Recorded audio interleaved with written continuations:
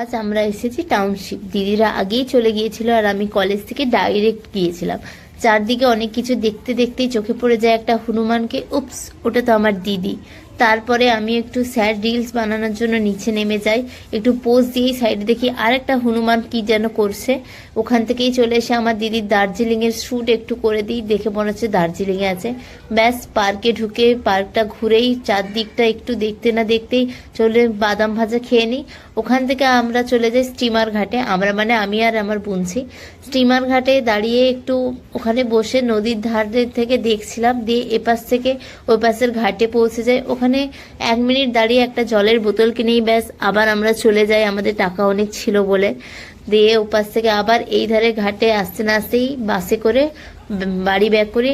হ্যাঁ হ্যাঁ, লাস্টেরটা মিস করবে না, লাস্টে কিন্তু একটা গান আছে, খুব সুন্দর গানটা, সবাই শুনে যেও।